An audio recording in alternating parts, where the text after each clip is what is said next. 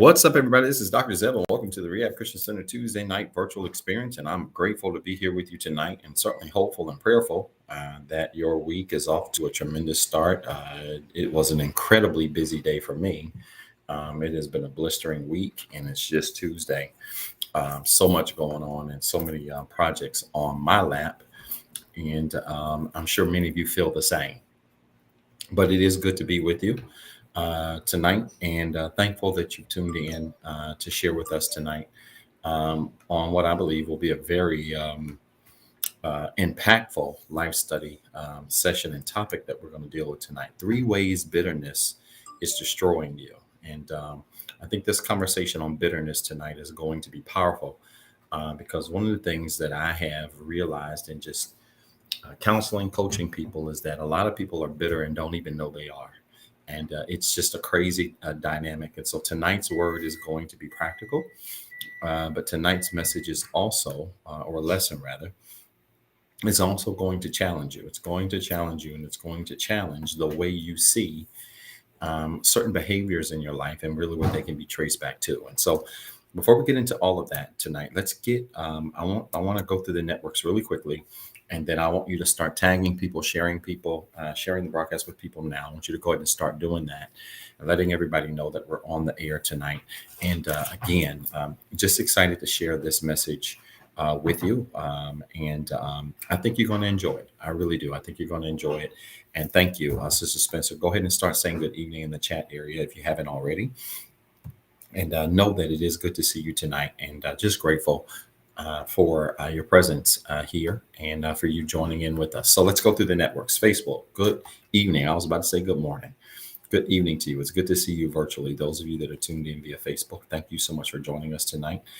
If you're on Facebook, do me a favor. I want you to like this video. If you really enjoy our broadcast, I want you to hit that like button, hold it down, turn it to a love button. And then I want you to hit that share button, hit the @ symbol, and tag 5 people and tell them to tune in tonight. We would really appreciate that. The more you like this video, the more you share this video, the more it increases the ability for more people to see it and be impacted by it. I agree. We definitely need to schedule a rehab outing. I'm coming back to you, Sister Ashley. I'm coming back to you. And so Facebook, thank you. Do that for me. Like this video, love this video, share this video, and tell everybody to tune in, gather around the laptop, their cell phones, and tune in for a very powerful 40-minute lesson tonight that's going to bless you in a tremendous way.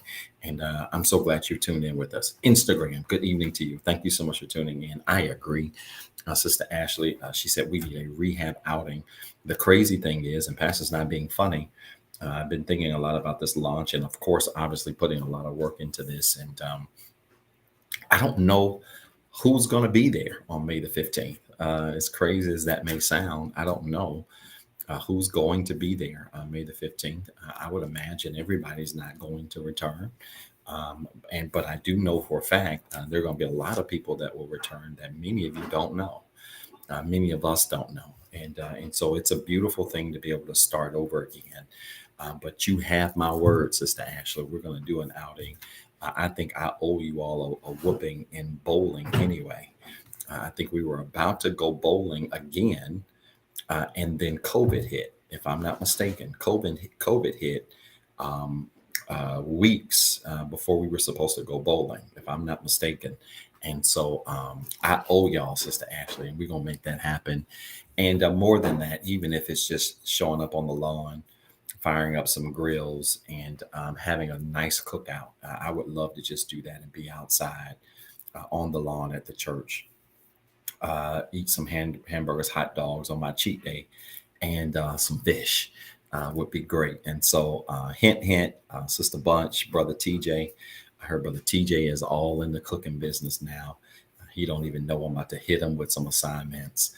And so Brother TJ, Elder Misty, Sister Bunch, all these cooks we got at the church, y'all get ready. Sister Ashley said she want an outing, and Pastor said he want to cook out. So let's just make it happen. I know hot dogs aren't good.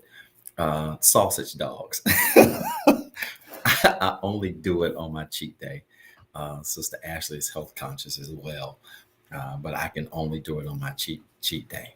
But anyway, Instagram, good evening to you. It's good to see you. Thank you so much for tuning in. Yeah, brother TJ, you've been holding out, man. We're gonna fuss at you when I see you. But it's good to see you, Instagram. If you're on Instagram, do me a favor, fill it up with hearts. As you can see, Instagram is already a riot. They're already talking back to me. But fill it up with hearts if you're on Instagram. Make sure you say good evening in the chat area, and then hit that @ symbol, just as Elder Misty has, and tag 5 people. Tell them to tune in tonight. We've got a classic word tonight. Another one that's going to go down in the annals of the many words that we've shared here. 3 ways bitterness is destroying you. So I want you to share this Instagram with someone and tell them to tune in tonight. And we know they're going to be blessed. Hey, Sister Yamil, it's good to see you. And so grateful to have you with us tonight. YouTube, good evening to you. Those of you that are tuning in via YouTube, thank you so much for tuning in. If you're on YouTube, do me a favor. Make sure you tune in on YouTube, like our channel on YouTube. You can find us on YouTube at TheREHABCC. Just go to the search bar, type in TheREHABCC, and you can find us there. And make sure you like our channel, subscribe to our channel, hit the bell notification icon so that you can be notified every time we go live. And you can be one of the first ones to be locked in, tuned in to the messages that we share on Tuesdays, Sundays, and any other nights that we will share. And so thank you so much for those of you that are tuning in on YouTube. If you're on YouTube, hit that share button while you're there. Make sure you say good evening in the chat area on YouTube as well. YouTube has a very nice interactive chat. Going forward in the future, there are going to be some experiences where we're only going to stream from YouTube. We're going to really kind of pull back on Facebook and pull back a little bit on Instagram. We're going to do things there. We're going to do a lot of direct streaming on YouTube because the functionality in many ways is much better. But excited to be hopefully forming a team of folks that can really manage this for all of us, or manage this for us in the future. And just so many things moving, so many moving parts. I feel like I'm jumping all over the place. It's been a very long day, but I'm grateful to be here tonight. So again, regardless of the network that you're on, I want you to like this video. I want you to share this video. I want you to tag somebody, tell them to tune in, and go ahead and write in the comment section what we're going to talk about tonight. Tonight's topic is 3 ways bitterness is destroying you. Okay, 3 ways bitterness is destroying you. Okay, all right, 3 ways. I'm going to give you 3 ways bitterness is destroying you. This is going to be a very powerful, practical lesson tonight, as we always do here at the Rehab Christian Center. And I want you to get prepared to take notes in the chat area. If you've got a journal, make sure you write in your journal as well. I did not bring my journal with me to my set tonight, but I hope you've got your journal or whatever you're recording notes in. If you're working, maybe you've got a notepad or something you can record some things on, because I want to give you some things that will challenge you to think tonight. Okay. All right. Now let's deal with this. I am going to be eventually in Ephesians chapter 4, verse 17 through 32 in the New Living Translation. All right. That's Ephesians chapter 4, verse 17 through 32 in the New Living Translation. All right. That's eventually where we're going to be. I'm going to give you some background information, and then I'm going to read that text, and then I'm going to give you 3 solid signs that you have deep-rooted bitterness, and it's going to be powerful tonight. All right. So again, Ephesians chapter 4, verse 17 through 32, New Living Translation is where we will eventually go. But I want to give you some background context. Number 1, I want you to record this. Life is less about what happens to you and more about the choices you make. Life, your life, my life, all of our lives is less about what happens to us and more about the choices that we make. All right, I want to be very clear here. I want to be crystal clear here. That life is less about what happens to you and more about the choices we make. And y'all forgive the noise in the background. It's Taco Tuesday in my house, and Giselle is making a hard taco. All right. Life is less about what happens to you, and it's more about the choices you make. Why is this important in the context of bitterness? We're going to get there, but I want you to hear this. The only thing you can absolutely control in your life is what you do. I want to be clear here. The only thing you can absolutely control in your life is what you do. Can't control other people. You can't control grown people. You can't control your coworkers. You can't control your friends. To an extent, you can't even control the folks you're in relationships with or even married to. Um, you have full, absolute control only over one person, and that's you. That even includes your children. Where, well, Dr. Zeb, my kids are underage. You mean to tell me I can't control them? To an extent, you can control them when they're in your face, but you can't control them behind your back, right? Which is so funny. You talk to teachers. I don't hear this a lot on the higher ed level because kids in college are adults.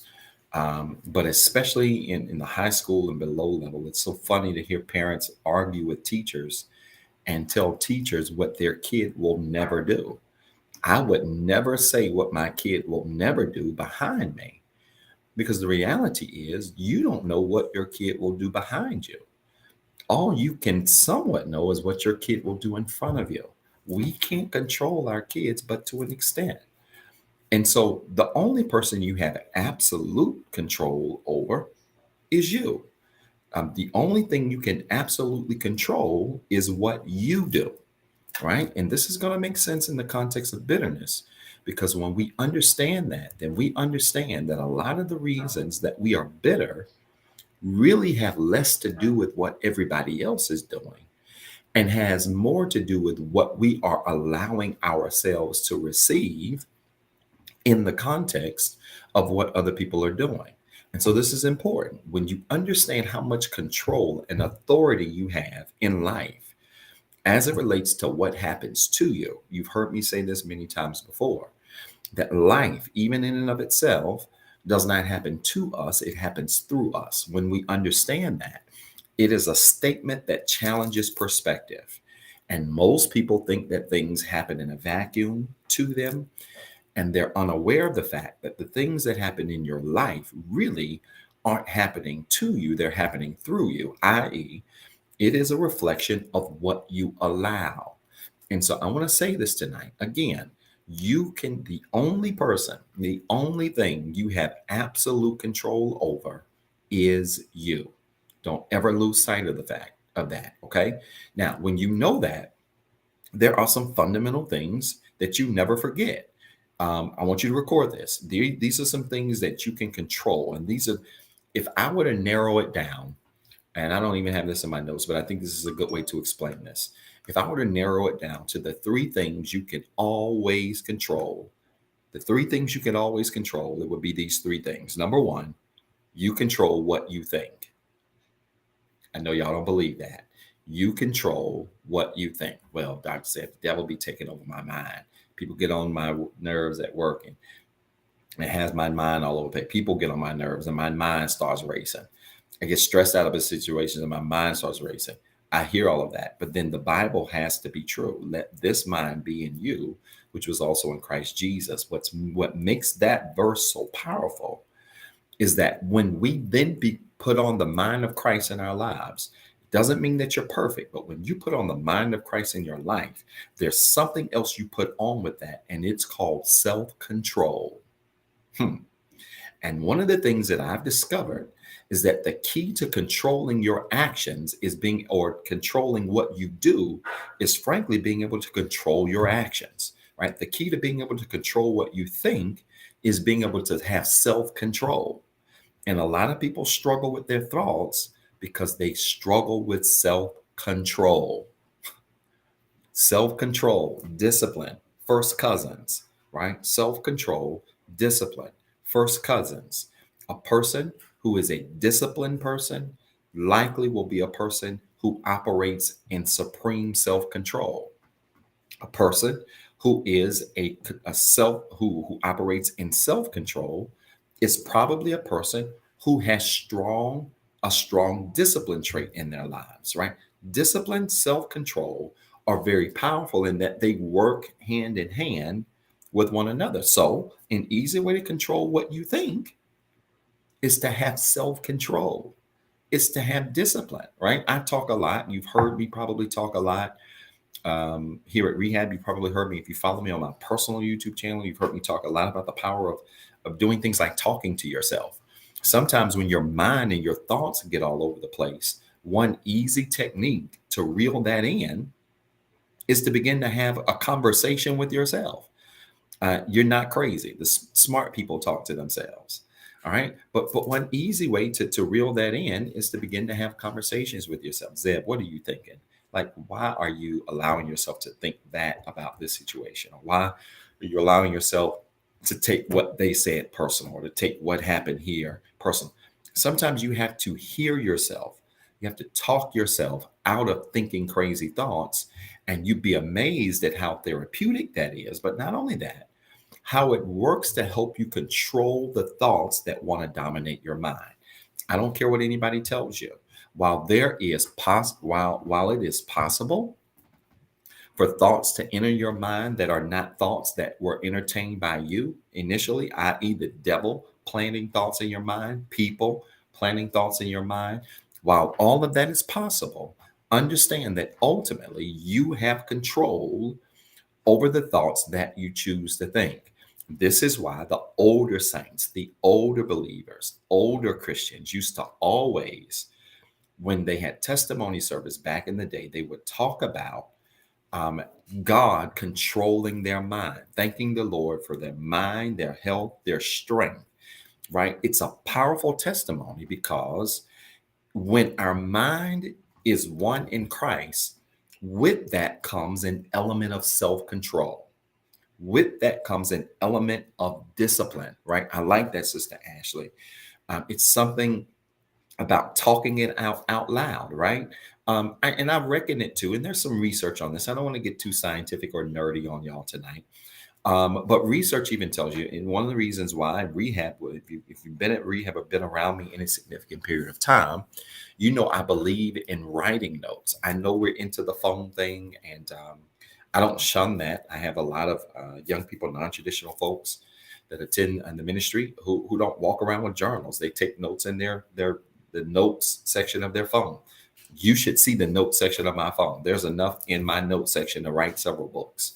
So I do that too. But when it comes to significant things in my life, and it doesn't imply that those things aren't, when it comes to significant things in our life, research tells us that sometimes it's better to write it down than to type it, right? Why? Because writing it helps to commit it to our mind. It helps to commit it to our emotions. It helps to commit it to our inner being. And talking to yourself when your thoughts are all over the place has the same dynamic. It's one thing to write down in a journal, this is how I'm feeling, I don't like this thought, and that works. It's another thing to do that, but also talk your way through it and begin to soothe yourself. They talk in counseling and rehabilitation work, they call it self-soothing, where even if you are having episodes where you're feeling depressed, or you're having episodes where you're feeling panic or anxiety, they talk about self-soothing or talking yourself off the ledge. It's a technique that while it might be considered secular, it also works in the spiritual as well. And this is so critically important. And so I want to challenge you again. You can absolutely control what you do. And these are the three things you can control. You can control, one, what you think. Number two, this is a big one. You can control how you respond. You can control, number one, what you think. And number two, you can control how you respond. Well, Dr. Zed, not me. Sometimes people just get me worked up and it just comes out. And I just blurt it out and I just say how I feel and I say what I think. Listen, y'all got to mature up out of that young thinking. All right. No disrespect to anybody that's young on this call, that's young on this broadcast. But we have to mature out of this young thinking that it's okay to respond to situations any kind of way, that it's okay to say the first thing that comes to your mind. Can I help y'all? If I ever share with y'all some of the first things that came to my mind, you would never tune into rehab again. You would never. Dave Chappelle, who I think is a brilliant comic, Lord knows if they're trying to fight Chris Rock, they would try to kill Dave Chappelle. because Dave Chappelle, if you've ever watched the Chappelle show, Dave Chappelle holds no punches. He talks about everybody. Disease, no disease. It doesn't matter. If you straight, you gay, he don't care. He talk about everybody. So Lord knows they would probably want to shoot Dave Chappelle. He's one of my favorite comics. Say what you will. I think there's an element of truth in humor. Hear what I'm saying? There's always an element of truth in humor. But Dave Chappelle has on his show something called When Keeping It Real Goes Wrong, which I think is hilarious, where he talks about how if people just really did what they wanted to do and responded how they wanted to respond, what would happen, right? And then he has this other skit, and I don't know if you've all have ever seen it, but he has this other skit where he's sitting at the table with his, play wife, and somebody, comes to the table and starts talking to him. He's trying to have a conversation with her. And this guy starts talking and says, "Hey, you're Dave Chappelle, right?" He's like, "Yeah." He said, "But I'm here with my lady." He's like, No. I got an idea. I got a picture to you." So the guy starts talking, and then they cut the zoom into his brain. And all of this stuff that he's thinking about starts coming out. And it's crazy stuff. Dirt is a picture of a dirty diaper. He's just crazy. A dirty diaper, a goat, somebody playing with Oprah Winfrey, right? He has all these crazy things that are going through his mind. And it's a crazy skit, but it's a true skit. And that if we're honest, at any given moment, all kinds of things run through our minds, right? All kinds of ideas run through our minds. And we have to be charged with the self-discipline and self-control to be able to control how we respond to situations. Listen to me. And I want to say this to every believer. I'm not talking to every perfect person. I'm talking to every believer. Let me differentiate between the two. I'm not talking to every perfect person. I'm talking to every believer. To every believer on this call, every person who claims to love God, listen to me. You've got to mature in a place spiritually where you don't allow yourself to respond below who you really are and where you really are. I'm going to say that again. It's way too much to type, but I want you to hear me. You have to mature as a believer where you don't allow people to cause you to respond lower than your level. You should never let people pull you out of character so much that you begin to respond on a level that's beneath you. Birds don't hang with chickens. Listen to me. Birds don't fly down here and play around with chickens. Chickens can have all of that stuff on the ground, breadcrumbs, they can have that stuff. Birds fly up. They try to find something in the trees or something that's a little bit higher, that's got a little bit more meat on it, that's going to sustain them a little bit higher. And many of you have allowed people to cause you to respond out of character. And here's the crazy thing. When you allow people to cause you out of character, hear me, and you have influence, you do more damage by responding any kind of way than you do pausing and working on your response. I need all of you. Listen to me and listen to me in love. I need all of you for the remainder of this year to work on how you respond to people. I told y'all this was going to be practical. Our numbers are low, but I'm telling you, it never fails. We always get hit with a powerful word. I need y'all to work on how you respond to people and not allowing people to cause you to respond out of character. Because I'm telling you, people are waiting on you. And hear me, don't be a person of influence. Don't be a person who has helped people. Don't be a person that is in a public spotlight. Don't be a person that your friends, your family know you go to church. Don't be none of them people, because the minute you respond out of character, they're going to forget about everything good you did, everything good you represented, and all they're going to remember is your one moment. If you don't believe me, ask Will Smith.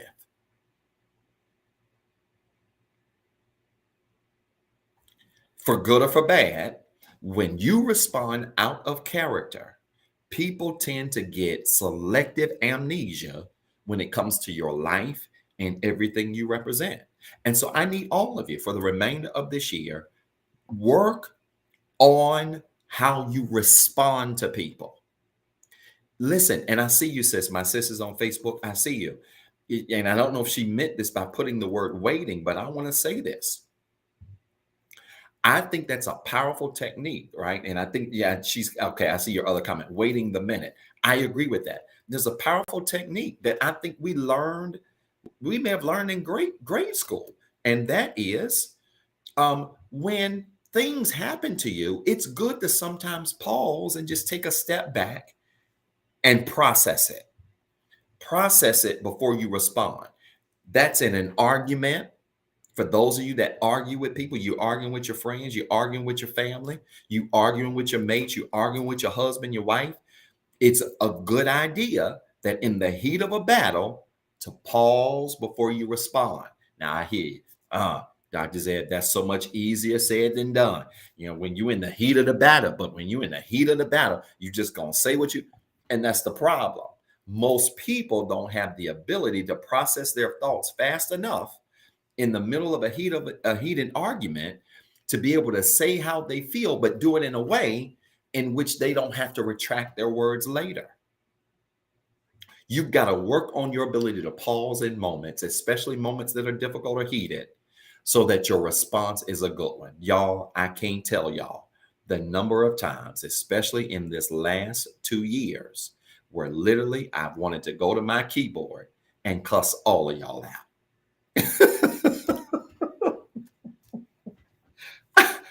I said what I said, and absolutely with my fingers, cuss all of y'all out. Are y'all listening to me? And I know y'all are too saved to admit that. You too sanctified to admit that you've ever had a moment. But there's a handful of us where life has come at us so fast that we've had to pause. We've had to shut down social media. We've had to log out. We've had to do all of those things so that our response would not ruin our influence. I want you to record this. Don't let your response ruin your influence. Come on, record this. These are golden nuggets tonight. Don't let your response, this is in any situation, ruin your influence.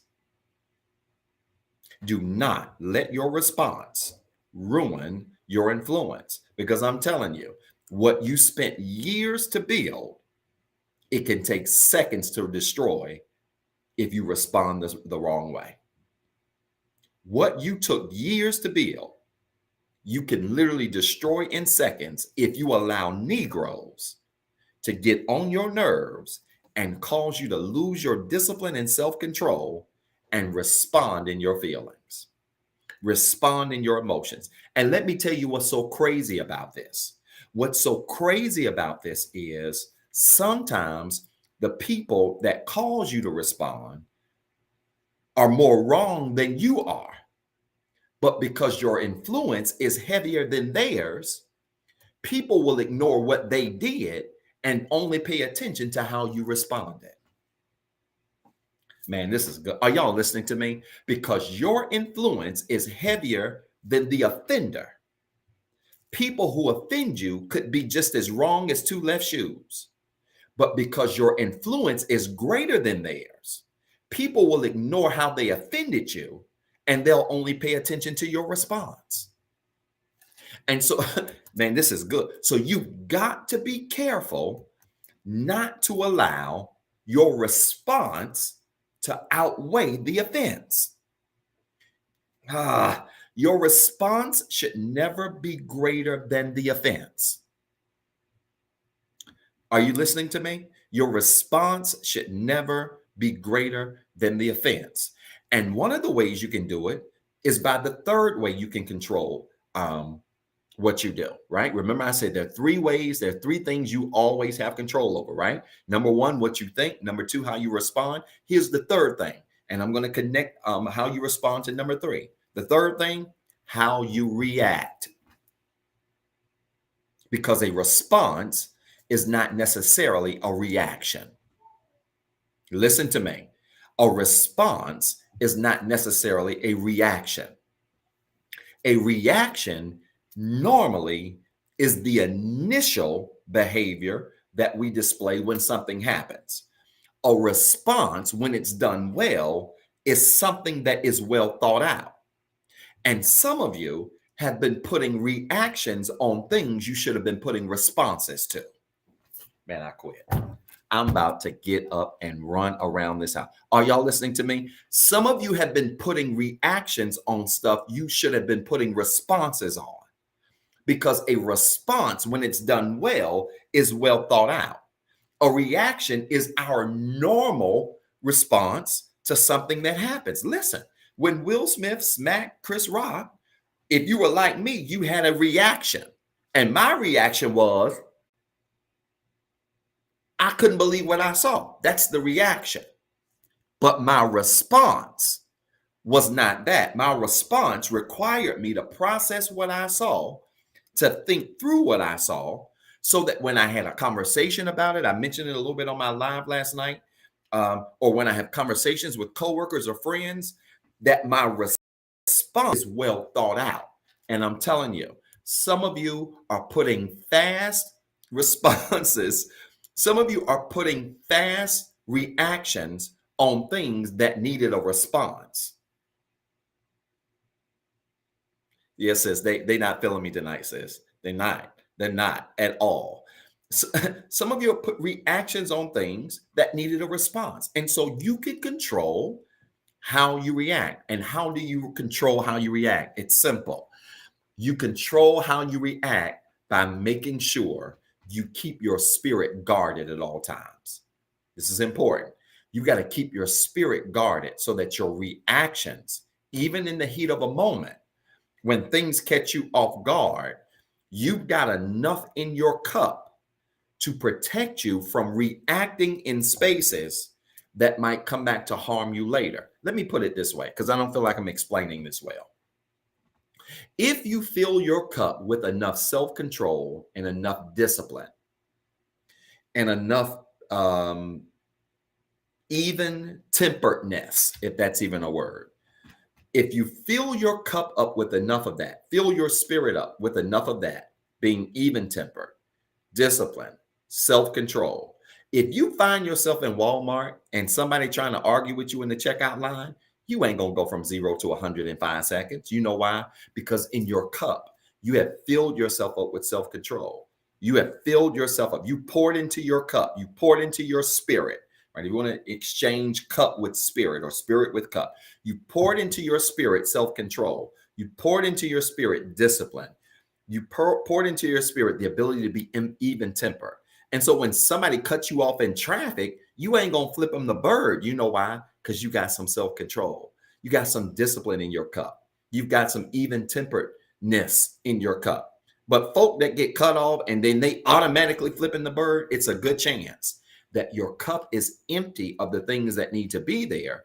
And because you don't have anything in your cup, then your spirit has nothing to pull from when life happens. I just,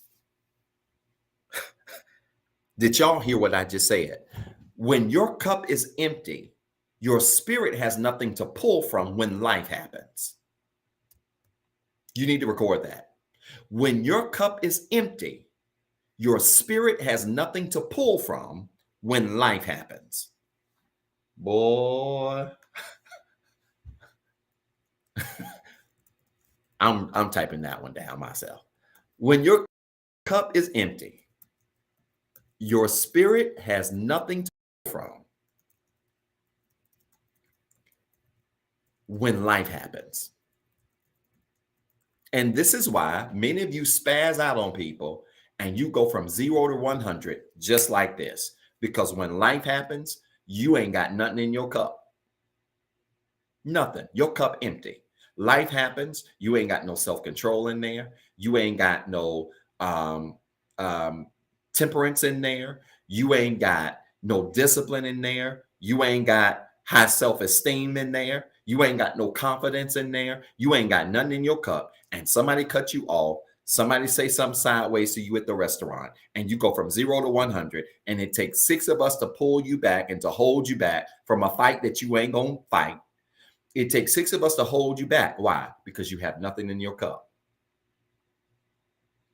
And I'm telling you, when your cup is empty, your spirit ain't got nothing to pull from when life happens. So then you get caught. Imagine Candid Camera. They used to have a show my age back in the day called Candid Camera, where they would literally catch the natural responses of people when things happen. Your life becomes like a candid camera. When things happen, we see responses from you that we don't expect, that in many cases you don't even expect, but it is because your cup is empty and your spirit has nothing to pull from when life happens. So when people cuss you out, when people nephew Tommy phone call, exactly, right? When people cuss you out, you try to reach in the cup, ain't nothing there. So you reach for cuss words, you cuss back. You ask people to come outside, to step outside. When people disrespect you on your job, what do? You don't breathe and get some self-control out of the cup. People disrespect you and you go tit for tat. They talk about your mama, you talk about their daddy. Why? Because you have nothing in your reservoir, in your cup, for your spirit to pull from.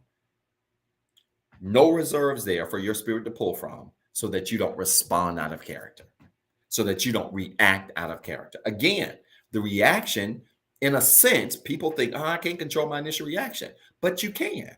And you control that by controlling and monitoring what's in your spirit, right? What's in your cup, and making sure you are building yourself every day. You're growing yourself every day.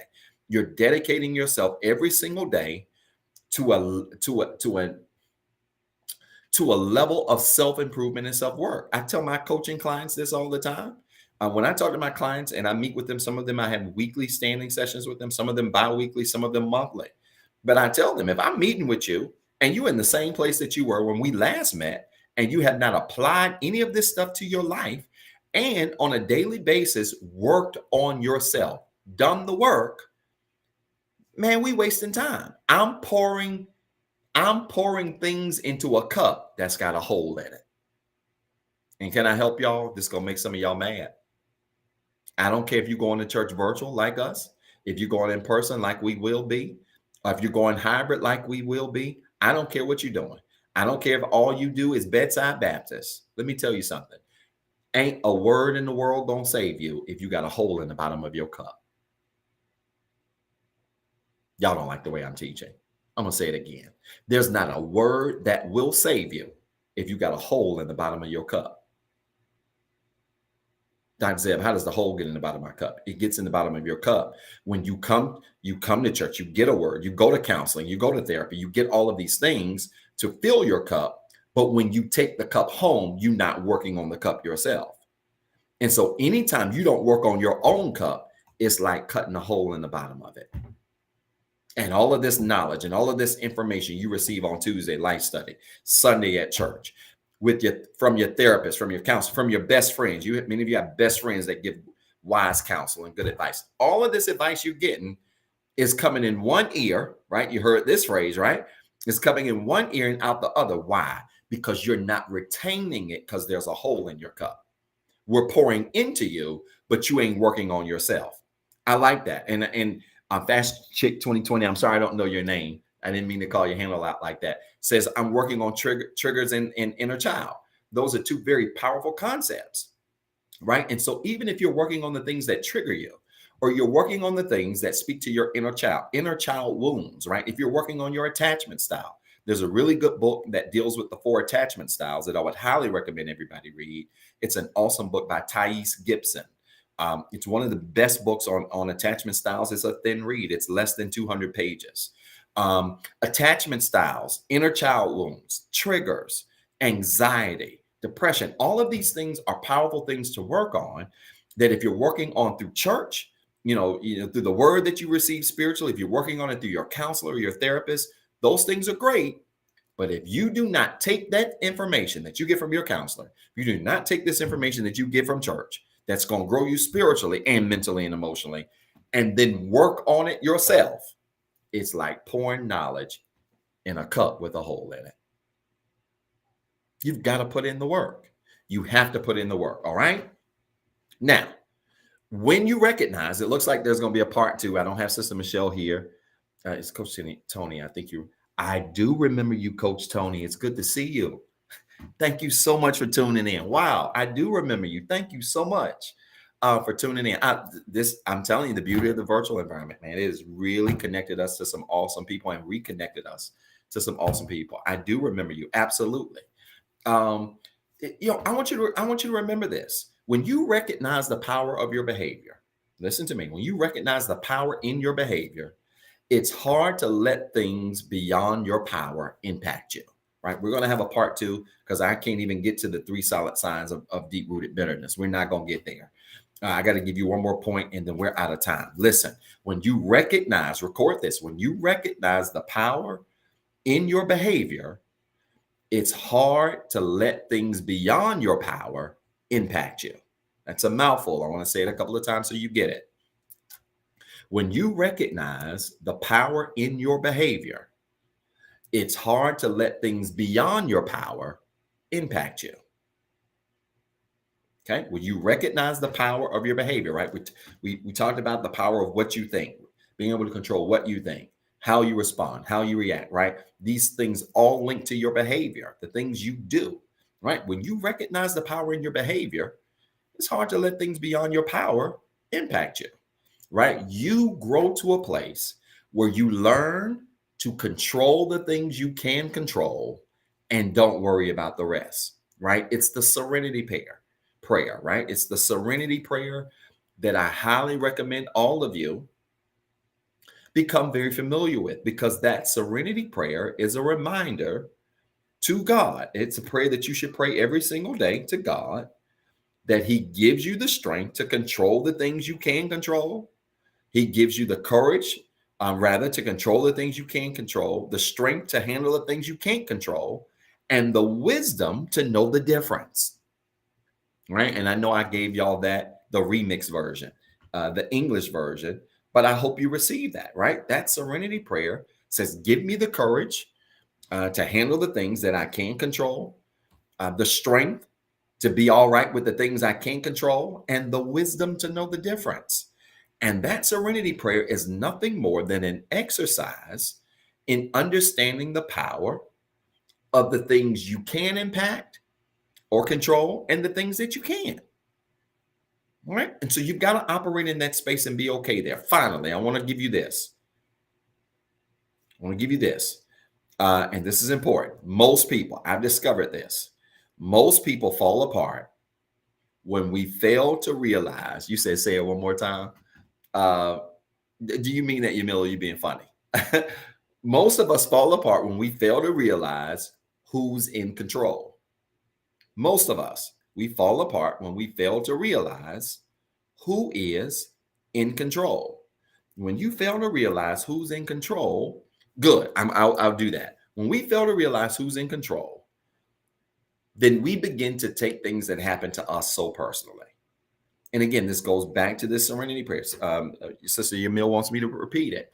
We have to ask God to give us the courage to handle the things we can control, or to control the things we can control, to give us the strength to be okay with the things we can't control, and to give us the wisdom to know the difference. All right? Serenity Prayer. I want everybody to remember that. We need to seek God daily. This is a prayer that I have every single day. God, give me the strength to attack the stuff that's in my way that I can deal with, even if it seems bigger than me. Give me the courage to handle it. Give me the strength to be okay and to weather those things I can't control. And then give me the wisdom to know the difference. Because some of the stuff we saying we can't control, we can control. And some of the stuff we think we can control, we really can't control. Right? So wisdom is critical in that evaluation as well. But again, many of us, we fall apart when we fail to realize who's in control. You ain't the pilot. God's in control of your life. Right? You stop trying to solve every problem in your life. I've discovered that the key to living, frankly, a relaxed, more stress-free life is not worrying about the things or the people I can't control. It's the truth, y'all. It's the truth. I know people who worry themselves literally almost to death over people they can't control, people in their lives that are out of control, people in their lives that are doing crazy things, situations in their lives that are being influenced by other people and other, things that they have no control. And people literally allow that to drive them insane. And I've discovered you minimize your gray hairs, you minimize your stress, you sleep better at night when you worry about the things that you can control and then let God take care of the rest. He's the pilot, you're the co-pilot. He's controlling the plane, you're there for the ride. Okay? And even when we think about that pilot and co-pilot, because I think even especially in the context of God, I think that's really been taught falsely. All right, when we say God's the co-pilot, let him drive and you the co-pilot. No, he's the pilot, and let him drive and you the co-pilot and you just sit there. Well, if you know anything about flying planes, you realize that even the co-pilot has responsibilities. Oh man, I wish I had time to deal with this. Yeah, even the co-pilot has responsibilities, which again brings us right back to this text. The only thing you have absolute control over is you. It's you. You have absolute control over. If the co-pilot on a plane has some responsibilities on that flight, you as the co-pilot of your life have some responsibilities for your life. What are they? You control what you think. You control how you respond. You control how you react. You control what you can't control and don't worry about the rest. You find the courage to handle what you can, the strength to accept what you can't, and the wisdom to know the difference. These are all things you can control. So to suggest that because God is in our lives, we have no control is erroneous. I know. Oh, that's going to shatter some of your theology, because you're going to hear that and think I'm saying that God does not have infinite control and all power. And that's not what I said. What I'm saying to you is there's a difference between power and control. I don't have time to deal with this. Man, I could teach this all night. There is a difference between power and control. There's a huge difference between power and control. And I may pick up here next week when we talk about how bitterness is destroying you. And I give you 3 signs of deep-rooted bitterness. I'm going to start with the difference between power and control. And there's a very simple analogy. There's a very simple analogy that I can give you to make this make sense. God has all power, but you got some control. My son got a remote control car. Let me just stop there. I'll start here next week. Some of y'all should be able to figure this analogy out real easily. This bless anybody tonight? I swear I wish I could teach for 30 more minutes. This bless anybody tonight? I told y'all, man, these lessons are so practical.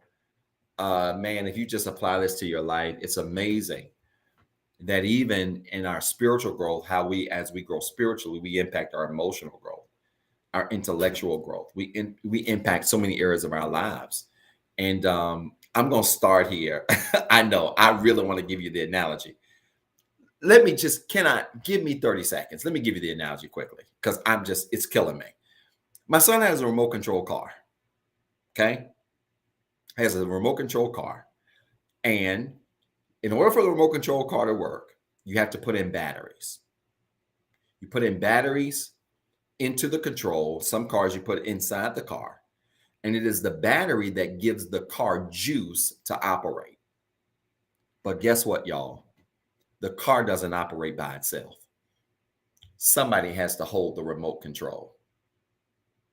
Now, the question is, in my nerdy mind, and I don't want to kill y'all with being a nerd, so bear with me and let me be a nerd like I am for just a second.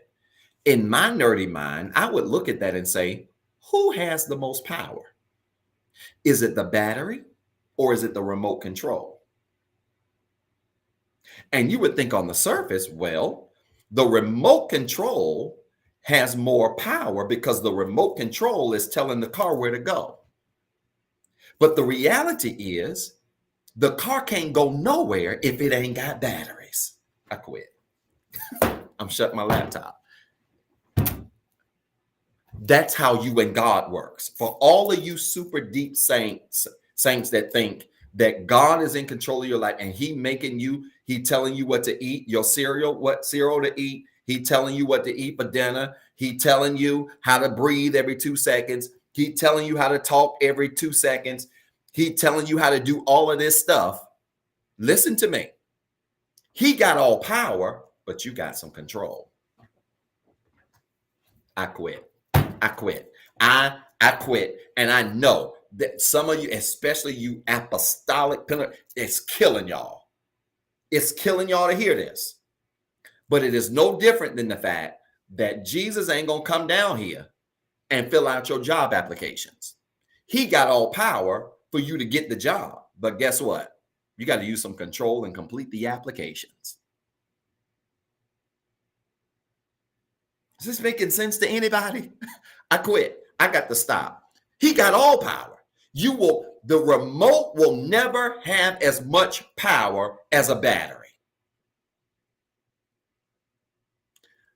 The remote will never have as much power as a battery. But guess what? That battery will never do what the remote has been designed to do. We would be tearing the floor. Are y'all listening to me? And so this is for all of y'all that be pulling a Flip Wilson and be like, the devil made me do it. Or God made me do. No, devil got some power too. He ain't got all power. He got some power. He like a bad battery. He like them cheap joints you get out the Dollar General that be like, that say battery on the outside. And it be black and gold, black and yellow. And it say the battery, the AA just say AA battery. It be them cheap joints. That's like the devil. He got some power. He ain't got all power. I'm talking top-notch Duracells, right? Energizers. Are y'all listening to me? God's got all power, but you got some control in the matter. And we got to stop making excuses and realize there's some things we can control. We can control what we think. We can control how we respond. We can control how we react. Is this making sense, y'all? I'm out of time, y'all. I ain't out of word. I swear. I could teach this for another hour.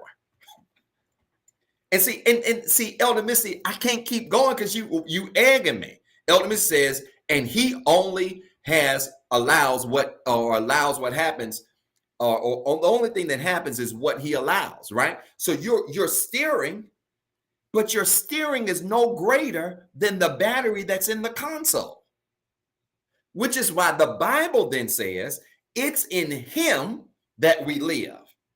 You never read that verse and thought about a remote control car. It's in him that we live, in him that we move, in him that we have our being. Why? Because he's the battery, you got the remote. And your remote is only as functional as the batteries inside of you. I quit. Y'all, let's pray. If you got a prayer request,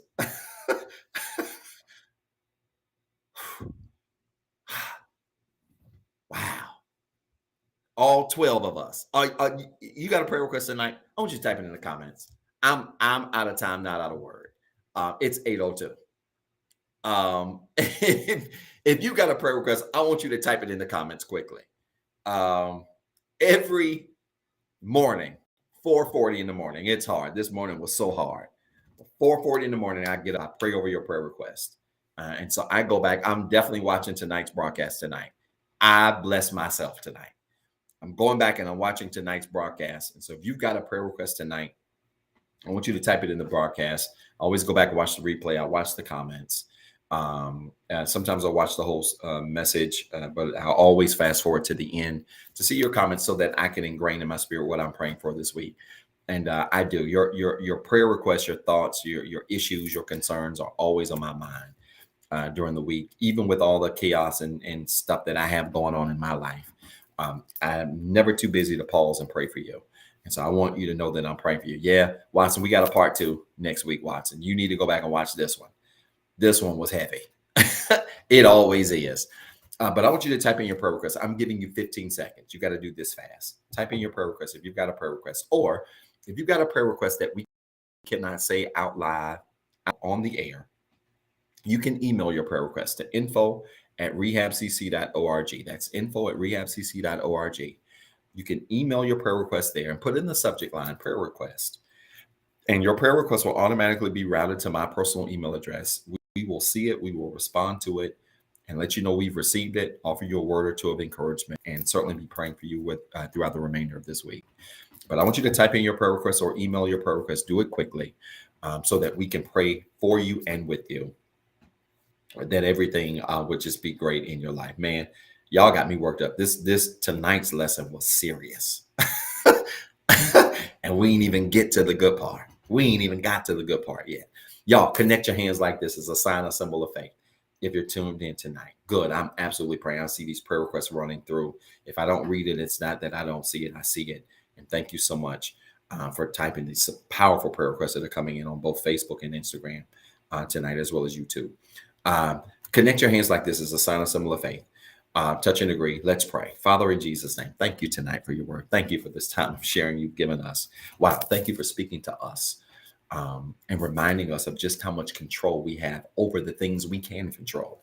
Help us, God, to be better today than what we were yesterday, to literally apply this word to our lives in a practical way, so that we won't be perfect, but so that we can continue to grow and develop and mature to be everything you've called us to be and more. Now, I lift up to you, God, every prayer request that's been typed in the comments, every prayer request that's been emailed to our inbox, every prayer request that's so tough that maybe somebody doesn't have the strength to type it tonight. They don't have the strength to email it tonight. They don't even have the strength to tell nobody. God, we lift every single one of these requests up to you because we know that you are a way-making God. You're a miracle worker. You're a promise keeper. You are a prayer answerer. And we want you tonight to answer the prayers of your people as only you can. We thank you, God, because this week will be a week filled with miracles, open doors, made ways, met needs, answered prayers as only you can answer them. And God, when you do it, we won't take the credit. We won't assume that we have the power, but we will tell everybody that all the power belongs to you. And God will continue to give your name glory, honor, and praise in Jesus' name. Amen. Do me a favor. If you prayed that prayer with us, I want you to type in the comments, it is so, quickly. It is so. It is so. It is so. If you prayed that prayer of faith, I want you to type in the comments really quickly. It is so. It is so. It is so. Come on, quickly. It is so. Every time you say amen, you are simply saying it is so. And so if you prayed that prayer of faith, I want you to type in the comments, it is so. It is so. And I want you to know that God has answered your prayers. He's making a way for you. He's opening doors. He's meeting needs as only he can. And I want you to be encouraged to know that. Really quickly, I want to challenge you to give.